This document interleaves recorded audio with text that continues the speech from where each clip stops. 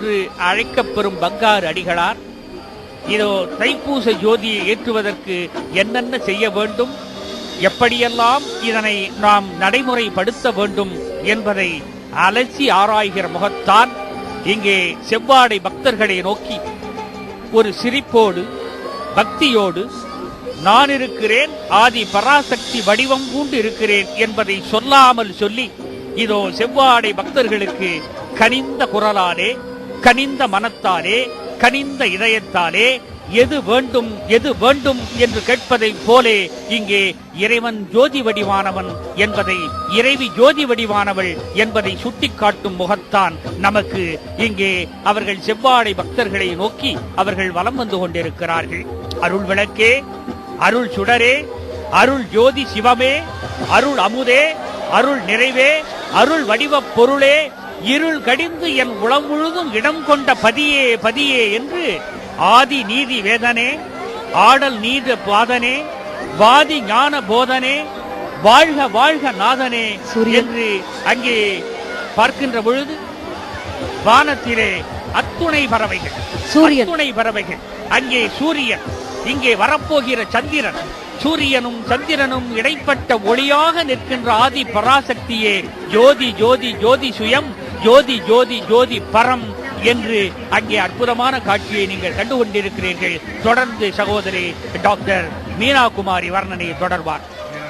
மானிடம் செழிக்க வந்தாய் போற்றிவோம், ஆன்மநேயம் வளர்ப்பாய் போற்றிவோம், கலகமும் போர்களும் களைவாய் போற்றிவோம், கலைநலம் மனநலம் பெருக்குவாய் போற்றிவோம் என்று 1008 மந்திரங்களை தந்த அடிகளார் என்னும் ஆன்மீக குரு இங்கே ஆன்மீக ஜோதியை ஏற்றுகின்ற நிலையில் இங்கே எழுந்தருளி இருக்கிறார்கள். வானத்தை சுட்டி காட்டுகிறார்கள். 2 ஜோதிகள் அங்கே மின்னுகின்றன. ஒரு புறத்தை மறைகின்ற சூரியனின் ஒளி, அதோ மறுபுறத்தே நிலவின் எழுச்சி, இடையே பறவைகளின் கூட்டத்தின் விடுதலையின் பரப்பு. அம்மா சுட்டி காட்டுகின்ற நிலையிலே அங்கே கருவறையிலே அவள் வீற்றிருந்து புன்னகைத்தபடியே இருக்கிறாள்.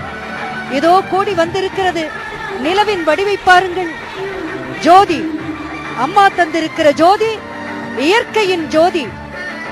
இதோ இப்பொழுது குரு ஜோதிக்கு வரவேற்பை தருகிற முறையிலே குழந்தைகள் ஆடியும் பாடியும் மலர்கொத்துக்களால் அந்த ஜோதியை வரவேற்கின்ற எளிமையான இனிமையான நடனம் நிகழ்ந்து கொண்டிருக்கிறது. அந்த குழந்தைகளினுடைய அந்த காட்சியை அம்மா தன் ஆன்மீக குரு தன் அருட்பார்வையால் பார்த்து அவர்களுக்கு ஆசி வழங்குகிறார்கள். இயற்கையை ஆடி பாடி போற்றுகிற நிலைதான் மனிதர்களை வாழ வைக்கும். மனித உலகம் இயற்கையோடு இணைந்து வாழுகின்ற, இயற்கையை போற்றி வாழுகின்ற, இயற்கையை உணர்ந்து வாழுகின்ற வாழ்க்கையாய் இருக்க வேண்டுமடா மகனே என்று எடுத்துரைக்கிற முறையில் சின்னஞ்சிறு குழந்தைகள் எங்கே ஆன்மீக குரு அவர்களுடைய அந்த அற்புதமான வழிநடத்தலை பாராட்டியும் எங்களுக்கு இத்தனை அற்புதமான ஜோதி வழிபாட்டிற்கு வழிகாட்டி ஒரு தேசிய ஒருமைப்பாட்டையே உணர்த்துகிற வகையிலே எங்களை ஜோதியின் வடிவமாய் இயற்கையை பணியவும் வணங்கவும் வழிநடக்கவும் வைத்த குருவே, எங்களின் வழிகாட்ட வந்த ஆச்சாரிய பீட நாயகரே என்று வணங்கி மகிழ்கிறார்கள். இந்த அற்புதமான வேளையில் அம்மாவினுடைய திருவருளால், ஆதி பராசக்தியின் திருவருளால் கிடைத்திருக்கும் இந்த அற்புத வேளையிலே தொடர்ந்து தன்னுடைய வர்ணனையை தொடர்கிறார் டாக்டர் பெரியாண்டவன் அவர்கள். ஓம் சக்தி. அன்னை ஆதிபராசக்தியினுடைய அருளாலே இன்னும் சிறு நேரத்திலே ஜோதி ஏற்றப்பட இருக்கிறது. இங்கே அருள் திரு அடிகளார் ஆச்சாரிய நாயகர் செவ்வாடை பக்தருடைய குருவாக தெய்வமாக வழிபடக்கூடிய அம்மாவை இங்கே முன்னின்று இந்த வேள்வியை, இந்த விளக்கு வழிபாட்டை நடத்த தொடங்க இருக்கிறார் என்பதற்கு எடுத்துக்காட்டாகத்தான் அம்மா இங்கே அருள் வழங்கிக் கொண்டிருக்கிறார். ஒரு விழா என்றாலே ஆடல் பாடல்கள் தான். ஆடல் பாடல்களோடு கூடிய விழாதான் சிறப்பாக அமையும் என்பதனாலே அந்த விழாவிலே ஒரு தாய் தன் குழந்தைக்கு கண்ணீர் படாமல் திஷ்டி கழிப்பதைப் போல நம்முடைய மக்களுக்கு, பக்தர்களுக்கு கண்ணீர் படக்கூடாது என்பதற்காக அன்னை ஆதிபராசக்தியுடைய அருளோடு திஷ்டி கழிக்கின்ற நிகழ்ச்சி நடைபெறுகிறது. இந்த திஷ்டியிலே ஒரு அற்புதம் என்னவென்று கேட்டால், எல்லாமே விளைபொருள்கள், நிலங்களிலே விளைந்த பொருள்கள், காய்கள், எலுமிச்சம்பழம், தேங்காய், இப்படிப்பட்ட நிலங்களிலே விளைகின்ற எல்லா பொருள்களாயும் திஷ்டி கழிக்கப்படுகிறது என்பது இயற்கை தந்த பொருள்களை வைத்து இயற்கையை திஷ்டி கழிக்க வேண்டும் என்கின்ற நியதி அம்மா வற்புறுத்திக் கொண்டிருக்கிறார் என்பதை எடுத்து காட்டுகிறது. தொடர்ந்து பேராசிரியர் பேசுவார்கள். ஓம் சக்தி. இயற்கை வழிபாடுதான் அன்னை வகுத்து தந்திருக்கிற அற்புதமான வழிபாடு. ஆரம்ப காலம் தொட்டே நிலம், நீர், நெருப்பு, காற்று, ஆகாயம் என்னும் இதுதான் அம்மா வணங்கி கொண்டிருக்கிற, அம்மாவாக நமக்கு இருக்கின்ற அருள் அடிகளார் வணங்கி கொண்டிருக்கிற, வழிகாட்டி கொண்டிருக்கிற அற்புதமான வழிபாடு. இந்த வழிபாட்டின் விளைவாகத்தான் இன்றைக்கு அன்னை ஆதிபராசக்தி ஜோதியை ஏற்றி தருகிறாள். ஜோதியே சுடரே என்று போற்றினார்கள். அருட்சோதி, பெருஞ்சோதி, அருட்பெருஞ்சோதி, தனிப்பெருஞ்சோதி, தனிப்பெரும் கருணை என்றெல்லாம் பெரியவர்கள் போற்றிய ஜோதி இதுதான். அண்ணாமலையில் ஒரு ஜோதி, ஐயப்பன் திருக்கோயிலில் ஒரு ஜோதி, வடலூரில் ஒரு ஜோதி, இன்று மேல்மருவத்தூரில் என்னை ஆதிபராசக்தி ஏற்றி வைத்திருக்கிற இந்த அற்புதமான ஜோதிக்கு கண்ணேறு பட்டுவிடக் கூடாது என்பதற்காகத்தான் திருஷ்டி கடிக்கிறார்கள். தெய்வத்துக்கு திருஷ்டி கடிக்கலாமா என்றால் அப்படித்தான். பக்தன் வணங்குகிற போது, பக்தனின் அருளுக்கும் ஆசைக்கும் பக்தன் வேண்டி நிற்கிற போது தெய்வம் என்ன செய்கிறதாம்? தெய்வம் தான் குழந்தையாகி விடுகிறது. எந்த பாவத்தில் பக்தன் வழிபடுகிறானோ அந்த பாவத்தில் தெய்வம் அவனுக்கு காட்சி கொடுக்கிறது, அவனுக்கு களிப்பு கொடுக்கிறது, கருணை கொடுக்கிறது.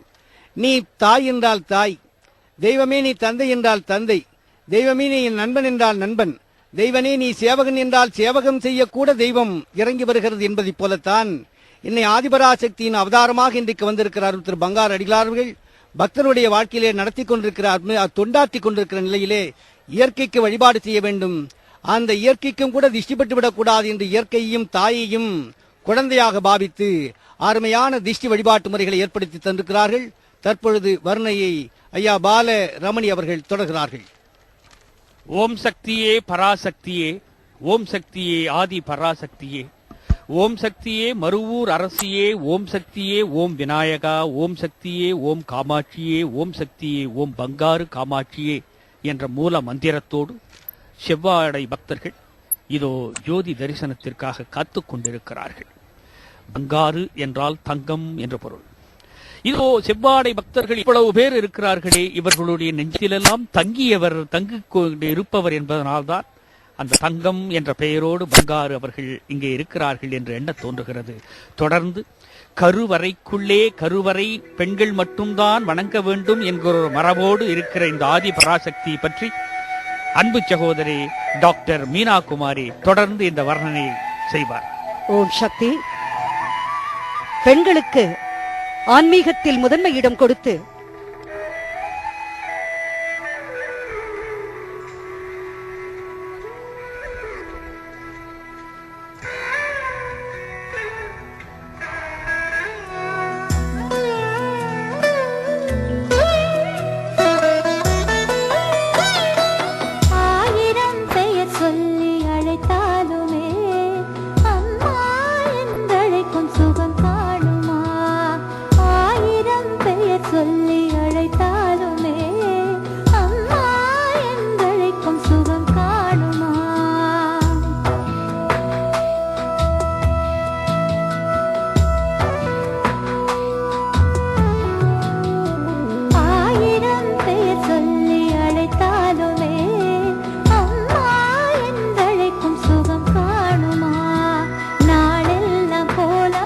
கொண்டு